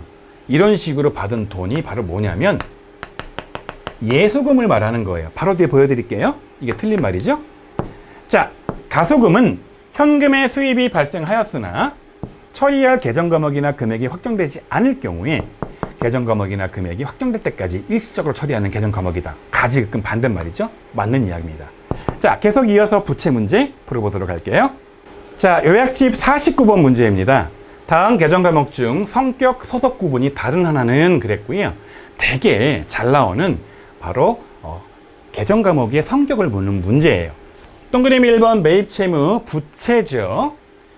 유동이에요, 비유동이에요? 1년 이내에 갚아야 되는 거죠. 미지급금 일반적으로 1년 이내에 갚습니다. 장기차입금 1년 이후에 갚죠. 유동성 장기부채 1년 이내에 갚을 부채 아닙니까? 따라서 정답은 이거는 유동성과 비유동성 부채를 묻는 문제라 정답은 3번이 되는 거고요. 자, 다음 거래를 분기할 경우에 가나의 개정 과목이 올바르게 짝지어진 것은 이라고 했고요. 굉장히 잘 나오는 문제입니다. 무슨 문제냐?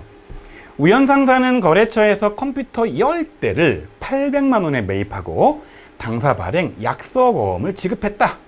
어음 준 겁니다. 외상으로 산 거죠. 5대는 판매용이고요. 5대는 영업부의 업무용이다. 이 말의 의미는 5대는 재고자산 상품이고 5대는 쓸 비품이라는 거죠. 유형자산이죠. 이런 식으로 할 때 똑같이 어음을 발행했지만 상거래에서 발행한 어음은 보시는 것처럼 지급어음이 되는 거고요. 지급어음. 이런 식으로 상거래 이외의 어음을 준 경우에는 지급어음이 아니라 미지급금이죠. 미지급금이 되는 거죠. 따라서 4번이 되는 거고요. 상거래냐 아니냐를 묻는 문제입니다. 굉장히 전형적인 문제이죠. 자, 그 다음 문제 보도록 할게요. 다음은 급여 명세표이다. 급여 지급 시 급여 명세표의 공제 내역에 대한 회계 처리와 관련되는 개정 과목은 무지하게 잘 나와요. 자, 실제 급여는 보시는 것처럼 245만 원을 지급을 해요. 월급 주는 겁니다. 여러분 저 안에 기본급이다, 급식비다 신경 쓰지 마세요. 예, 저거는 나중에 전산세무 2급이나 가야 필요한 내용이고 그 전까지는 전혀 알맹이는 중요하지 않고요. 245만 원을 줘야 되는데 보시는 것처럼 요 금액 세 개, 소득세, 주민세, 건강보험료, 요거 누가 내야 되는 겁니까? 요건 실제 근로자가 부담을 해야 되는 거예요. 근데 납부는 근로자가 안 하고 누가 대신 하는 거냐? 회사가 대신 납부합니다. 이래서 월급날 떼었다가 다음 달 10일 날 대신 납부해 주는 돈, 얘를 뭐라고 부르는 겁니까? 예수금이라고 부르는 거죠. 여러분, 이거는 개념뿐만 아니라 실무 입력으로 나오기 때문에 꼭 아셔야 되는 개념이에요. 자, 그 다음 문제입니다. 거래처의 상품을 500만 원에 판매하기로 계약금, 판매대금의 10% 거래처에서 발생한 당좌 수표를 받았다. 여러분, 이런 식으로 계약금 성금 받았다? 미리 받은 돈 뭘 잡는 겁니까? 선수금 처리하는 거죠. 미리 돈만 받고 물건 주지 않으면 매출 잡을 수가 없는 거예요. 1번 중과 2번 중에 하나겠죠? 여러분, 그런데 당좌 수표를 받으면 어떻게 되는 거죠?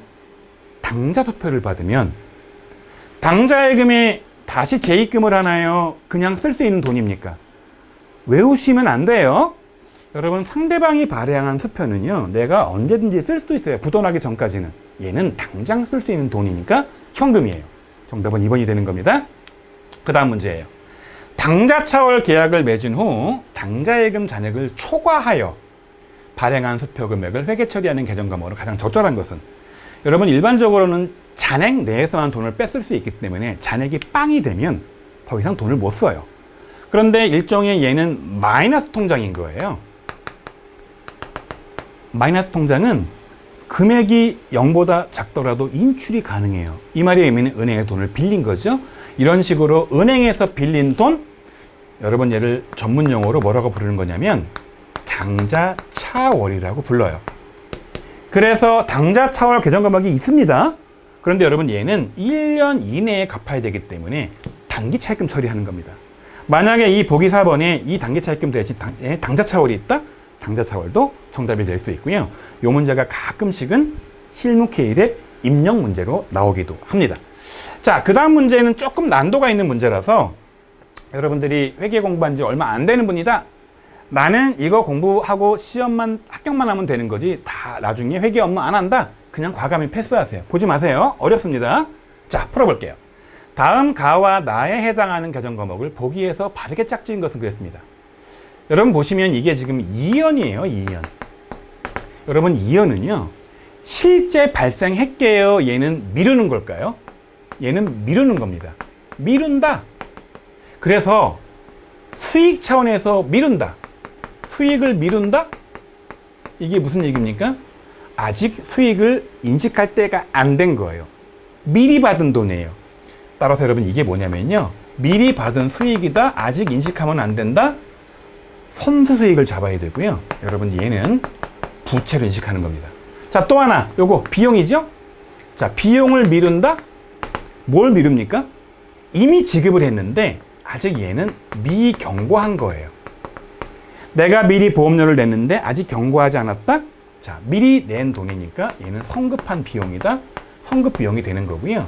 말이 성급 비용, 비용자가 들어가 있지만 여러분, 얘는 자산이 되는 거지 않습니까? 따라서 여러분, 가번은 선수 수익 리을이 되는 거고요. 정답은 4번인가 봐요. 네, 당연히 맞는 거죠. 이 내용이 어렵다? 패스하세요. 꼭 알아야겠다? 라고 하는 분들은 여러분, 요거에 대한 첫 번째 핵심 요약 강의, 이론 강의 좀 보고 다시 오세요. 자, 그 다음 문제입니다. 다음은 개인기업 A의 2020년도 12월 31일 현재 자본금은 얼마냐? 이제 부채 끝나고 자본으로 넘어왔죠? 1월 1일 현재 5,100만 원을 출자해서 영업을 개시했다. 자, 5,100만 원의 출자금이 들어왔습니다. 그런데 9월 15일자에 사업주가 개인 사용 목적으로 191만 원을 빼갔대요. 빼갔으니까 인출금액에서 빼줘야죠. 자본금이 준 겁니다. 그런데 12월 31일 기말 현재 사업주가 인출한 금액은 자본금 계정 대체한다. 이거 없다 하더라도요, 무조건 빼주는 겁니다. 그런데 그 해 연도에 결산하고 나니까 당기순이익이 620만 원이 생겼대요. 620만 원이 생긴 돈은 자본으로 추가해서 이 출자한 주주 거이기 때문에 5,100만 원을 해서 뺀 191만 원을 빼고 다시 620만 원을 더하고 나면 이 금액이 5,529만 원이어서, 자, 주주가 가져갈 본인의 자본의 금액은 자, 3번이 되는 겁니다. 여러분, 이거는 제가 몇 번 말하지만요, 외우는 게 아니에요. 논리를 잘 이해하고 계산하면 금방 풀 수 있는 문제가 되는 겁니다. 자, 다음 유사한 문제예요. 자본금을 티계정에 표시한 거고 올바른 거를 고르래요. 자, 자본금을 티계정으로 표시한다? 오른쪽에 자본금이 증가하고요, 왼쪽에 자본금이 감소하죠. 그리고 여러분, 잔액 금액은 자, 다음 연도로 넘어가는 금액이 있는 거고 넘어온 금액이 있는 거죠. 전기에 2월 된 금액이 500만 원이래요. 차기로 2월 되는 금액이 300만 원이래요. 이 말의 의미는 기초에 얼마가 있었던 겁니까? 500만 원이 있었던 거예요. 자본금이. 자, 기말에 넘어가는 자본금이 얼마가 되는 거냐면 300만 원이래요. 자, 맞춰볼게요. 기초 자본금은 300만 원이다. 기초 자본금이 300이 아니고 500이었잖아요. 틀린 말이죠. 그 다음에 여러분, 기말 자본금이 500이다. 기말 자본금 300이잖아요. 틀린 말이죠. 그런 다음에 여기 나오는 인출금 100이 뭘까요? 자, 오른쪽이 증가해야 추가 자본금을 낸 거고요. 반대로 왼쪽에 금액이 들어가면 돈을 빼간 거예요. 따라서 100만 원을 빼간 거죠. 따라서 추가 출자가 아니라 인출에 간 거니까 틀린 말이 되는 겁니다. 정답은 3번인가 봐요. 자, 단기에 이익이 생기면 오른쪽에 증가해야 됩니다. 그런데 왼쪽에 이게 100이 생겼다? 여러분, 얘는 오히려 감소한 거기 때문에 감소해야 되니까 자본금이 좀 전 문제처럼 이익 난 게 아니라 손실이 발생한 거죠. 손실 발생하면 줄어드는 거죠. 여러분, 그래서 이 문제는 티계정에 표시한 문제가 되는 거고요. 점전 문제는 그냥 말로 풀어 쓴 문제이기 때문에 일반적으로는 여러분 점전 문제처럼 말로 푼 게 많이 나오고요. 티계정은 조금 난도가 있어서 가끔씩 나오는 문제인데 원론은 같은 겁니다. 다만 얘는 티계정을 볼 줄 아셔야 되는 거죠. 시간 있는 분들은 같이 공부하세요. 자, 다음번 문제입니다. 이제 매출 수익으로 넘어와서 수익의 인식 기준이에요. 볼게요. 다음은 영역의 제공에 대한 수익 인식 기준이다. 틀린 것은 그랬습니다. 매출 인식 기준이 맞지 않는 것은 그런 내용이지요. 경제적 효익의 유익 가능성이 높아야 된다. 돈 들어와야 매출을 잡지요. 거래 전체의 수익 금액을 신뢰성 있게 측정할 수 있어야 된다. 금액을 알아야죠. 진행률을 신뢰성 있게 측정할 수 있어야 된다. 여러분, 일반적으로 재화라면, 재화는 물건이고 영역은 서비스잖아요. 재화라면 물건 주면 끝입니다. 그런데 여러분, 영역은 대표적인 게 건물 지어주는 건설 영역이에요. 이게 빨랑 끝나는 게 아니기 때문에 시간의 흐름에 따라 진행률로 인식을 하거든요. 살짝 난도가 있다 하더라도 대충만 이해하시면 돼요. 맞는 얘기예요. 자, 그럼 뭐냐? 수익을 인식하기 위해서 투입해야 될 원가를 신뢰성 있게 측정할 필요가 없다. 여러분, 수익만 인식을 합니까? 동시에 비용도 같이 인식을 합니까? 이걸 전문용어로 수익 비용 대응이라고 부르지 않습니까? 그래서 매출 잡으면 원가도 잡아야 되는 거잖아요. 원가도 알아야죠. 알 필요가 없는 게 아니죠. 틀린 말이죠. 따라서 동그라미 3번의 진행률이 살짝 난도가 있긴 하지만 그거 모른다 하더라도 충분히 풀 수 있는 그런 문제가 되는 거죠. 자, 다음 문제 볼게요. 이제 여러분, 이런 계산 문제가 종종 나오는데요.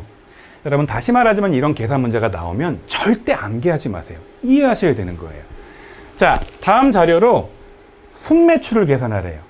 여러분, 순매출은요, 외우는 거 절대 아닙니다. 잘 따져볼게요. 순매출. 지금 총 매출이 200만 원이에요.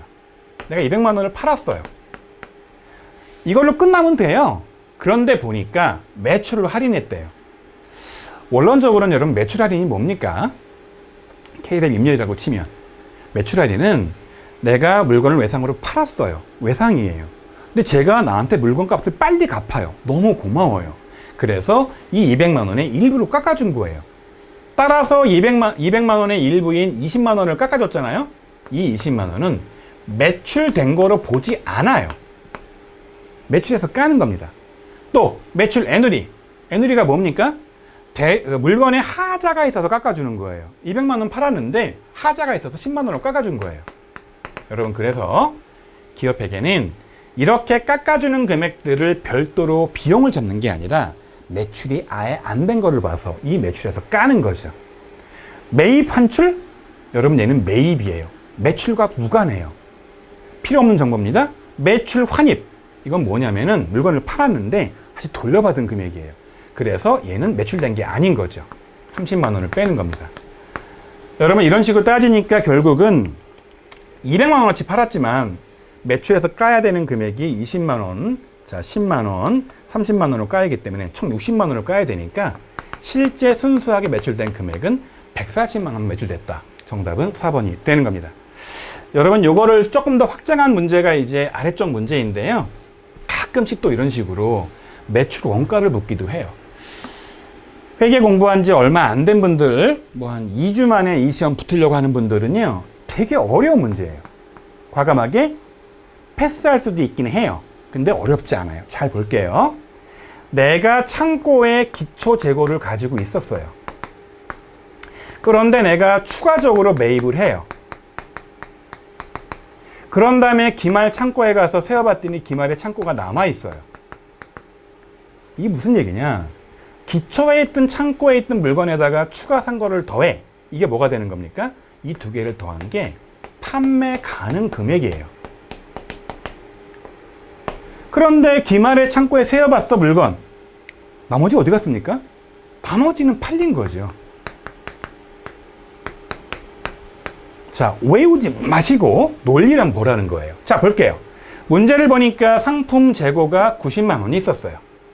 그러면 일반적으로 이제 기업회, 전산회계 2급은 상품 재고를 전제로 하잖아요. 그 다음에 기말 창고에 갔더니 기말에 30만 원이 있었어요. 30만 원이 있었습니다. 단기에 얼마를 추가로 매입했을까요? 보니까 200만 원 매입했죠? 단기 매입을 보니까 200만 원어치 매입을 한 거예요. 그런데 매입 시 운반비가 들어갔죠? 5만 원. 질문. 이렇게 상품 매입할 때 운반비는 별도 운반비란 비용 처리예요. 취득원가에 가산해요. 논리상. 자, 판매 가능 때까지 필요한 들어간 돈들은 다 가산해야 되는 거지요. 첫 번째 함정. 자, 두 번째 매입 환출 및 애누리가 10만 원이래요. 샀는데 다시 이건 까줘야 돼요. 위랑 똑같은 논리 아닙니까? 샀지만 여러분 얘는 까줘야 돼. 10만 원을 빼는 겁니다. 자, 그리고 보니까 매입 할인이 5만 원이야. 얘도 까주는 겁니다. 따라서 실제 200만 원을 취득을 했지만 요거 두 개 없어지죠? 요거 빼고 나면 자, 실제 매입한 금액은 얼마가 되는 거냐? 190만 원이 되는 거예요. 따라서 창고에 있던 90만 원과 추가 매입한 190만 원을 더하면 자, 90 더하기 190 하면 280만 원이 판매 가능 금액이 됐는데 창고에서 세어봤더니 얼마가 남았느냐? 30만 원이 남은 거죠. 그럼 차익이 이게 250만 원이 나오고요. 이거 어디 간 겁니까? 250만 원이 창고에 없으니까 이제 판매된 거죠. 이게 매출원가예요. 여러분 그래서 굉장히 어려워 보이는 것처럼 보이지만 기초에 얼마 있었느냐? 단기에 매입한 게 얼마냐를 따질 때 이제 뭐 할인 같은 걸 좀 빼주면 되는 거지요. 그리고 기말에 얼마 남았느냐? 빼면 이게 뭐냐? 팔린 거구나. 매출한 거구나. 계산할 수 있겠죠? 여러분 살짝 난도가 있긴 하지만 몇 번 풀어보면 굉장히 논리적으로 단순한 내용인 겁니다. 다음 문제 보도록 할게요. 자, 여러분 이 문제도 어려워하는 분들이 굉장히 많으신데요. 바로 소모품이에요. 그러니까 사무실에서 쓰는 각종 뭐 A4 용지라든지 뭐 지우개라든지 뭐 연필 같은 것들을 소모품이라고 부르기도 하고 사무용품비라고 부르기도 하는데 바로 그 내용입니다. 일단 여러분 개념 과목을 잘 보시면 소모품 비예요. 비용 계정이에요. 딱 보니까 얼마가 발생했냐면 70만 원을 지급한 거예요. 70만 원어치 구입을 한 겁니다. 자, 그런데 손익으로 20만 원 보내고 소모품으로 50만 원을 보내래요. 이 중에서 손익이 20만 원이고 자산으로 보낼 금액이 50만 원이래요. 여러분 그래서 이 문제는요. 티계정을 읽을 줄 아느냐를 묻는 문제이기도 하기 때문에 이렇게 비용 처리할 금액은 20만 원이니까 이 중에서 비용 처리할 금액은 20만 원이니까 자산 처리할 금액은 얼마가 되는 겁니까? 50만 원이 되는 거죠. 이렇게 나오는 겁니다. 똑같은 문제인데 단기에 비용 처리할 금액이 얼마냐라고 물어보면 자 20만 원이니까 1번이 될 수도 있겠죠. 그 다음 문제예요. 다음 자료를 기초로 판관비를 계산하면 얼마냐. 이거 진짜 여러분 중요한 문제입니다. 시험 문제에서 판관비랑 영업의 비용을 묻는 문제가 완전히 단골손님으로 나오고요. K랩 입력도 마찬가지입니다. 되게 중요한 내용이고 나중에 전산회계 1급도 똑같이 문제가 나오기 때문에 아예 같이 그냥 공부하세요. 자, 여기서 중요한 거, 판관비는 영업이나 회사의 관리랑 관련된 비용들이고요. 영업에는 영업하고는 무관한 비용이니까 한번 따져보세요. 기부했다? 기부랑 영업이랑 무슨 관계가 있습니까? 월급 줬다? 영업에 필요한 돈들이죠. 관리에 필요한 돈들이죠. 복류생? 직원들이 쓴 거 아닙니까? 소모품비? 영업에 필요하죠. 이 세 개를 더하고 나면 그 금액이 340만 원이 나옵니다. 여러분, 이런 유사한 문제가 무지하게 많이 나오니까 계속 풀어보도록 할게요. 자, 그 다음 바로 영업의 비용입니다. 이미 설명드렸죠? 영업 외 비용은 영업이나 관리랑 전혀 무관한 비용들입니다. 어떤 게 있느냐? 복류생비, 영업 관련된 거죠. 통신비, 필요한 거죠. 사무실에 필요한 거죠. 임차료, 월세, 사무실에 필요한 거죠. 자, 그런데 기부금 필요 없습니다. 잡손실은 이게 영업과 관련이 없다고 보는 잡스러운 비용이니까 추가해야 되는 거고요. 자, 이자 비용이 문제인데, 회계를 처음 공부하는 분들은 그렇게 생각할 수 있어요. 이자 비용을 왜 지불하는 거냐면 영업에 필요한 차입을 했으니까. 이거 영업에 관련된 거 아니냐라고 물어봐요. 일리 있어요. 여러분, 그런데 이렇게 이해하셔야 돼요. 어떤 기업들은 차입금 없이 영업을 하고요. 어떤 기업들은 차입금 있이 영업을 합니다. 따라서 여러분, 얘를 차입금 있는 기업과 없는 기업을 비교하기 위해서는 얘를 영업 관련된 판관비로 넣으면 안 되고요. 따로 떼어서 봐야 되니까 보시는 것처럼 느낌상으로는 업무랑 관련이 있어 보이지만 무슨 차원에서? 기업 간 비교 차원에서 얘를 영업 외로 보기로 한 겁니다. 따라서 10만 원, 17만 원, 11만 원 더하고 나면 38만 원이 영업의 비용이 되는 거죠. 자, 이제 여러분 마지막 문제입니다. 다음 자료를 이용해서 당기순이익을 계산하래요. 당기순이익. 자, 당기순이익 여러분, 이 문제 되게 어려운 문제이기 때문에요. 시간이 오래 걸려요. 그래서 만약에 여러분들이 잘 모르겠다 싶은 분들은 이 문제 안 풀고 찍고 넘어갈 수도 있고요. 안다 하더라도 이 문제는 제일 나중에 푸세요. 실무 입력 다 끝내고 시간 날 때. 제일 먼저 여러분 매출에서 시작을 하죠. 매출이 얼마입니까? 여러분, 이렇게 이용한 자료들을 체크하고 하나씩 보는 게 편해요. 800만 원입니다. 그 다음에 여기서 뭘 빼는 거냐면 매출 원가를 빼야 돼요. 자, 얼마를 뺄까요? 자, 매출원가 계산 한번 해보도록 할게요.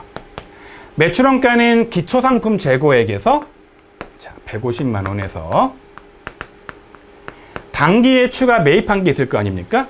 여기 있죠? 자, 이렇게 하면 이게 판매 가능한 금액이에요. 그런데 여러분, 기말상품 재고가 있을 거 아닙니까? 여기 안 팔리고 남은 금액이에요. 그럼 나머지가 뭐가 되는 겁니까? 팔린 금액이 되겠죠? 그래서 150만 원을 더하고 400만 원을 더하면 요 금액 550만 원이 팔 수 있는 것들이었는데 기말 창고가 250만 원 남았으니까 나머지 300만 원이 뭐가 되는 겁니까? 팔린 거겠죠. 요게 여러분 팔린 금액입니다. 따라서 여러분 시험 문제가 매출 총이익을 계산하시오 라고 나올 수도 있지요. 얼마가 되는 겁니까? 500만 원이죠. 근데 문제는 뭘 묻는 겁니까? 또 판관비를 빼는 거죠. 판관비가 얼마가 나와 있습니까? 이렇게 200이 나와 있죠. 마이너스 200을 또 빼는 겁니다. 문제는 당기순이익 묻는 문제이기 때문에 차근차근 적을 필요 없이 그냥 금액만 계산할 수도 있고요. 마지막으로 영업의 비용이 있대요. 영업의 비용이 얼마를 빼는 거냐면 또 70만 원을 빼는 거예요. 그래서 자, 여기 매출 총이익 500만 원 나왔죠? 여기서 200만 원 판관비 추가로 빼죠? 여기서 70만 원 추가로 빼죠? 라고 하면 남는 금액은 230만 원이 남습니다. 이게 뭐가 되는 겁니까? 당기 순이익이 되는 거고 정답은 보시는 것처럼 2번에 있는 거죠. 여러분 이런 식으로 여러 가지를 계산해야 되는 문제인 경우에 이 매출원가 계산할 때는요. 아주 심플하게 기초, 매입, 기말 딱 세 가지만 주어지고요. 매입 할인이나 매입 애누리 이런 거 묻지 않습니다. 다시 말하지만 좀 시간이 걸리기 때문에 다른 거 풀고 남을 때 계산해 보세요. 자, 여러분 이렇게 해서 잘 나오는 이론 빈출 문제를 풀어봤고요. 자, 세 번째 요약 강의로 실무에서 잘 나오는 문제풀이도 다음번 강의 때 해드리고요. 이 영상 위쪽에다 제가 네임카드 달아드릴 테니까 마지막 강의도 들으시고 시험 보러 가시기 바랍니다. 자, 고생하셨고요, 여러분. 다음번 강의 때 뵙도록 할게요.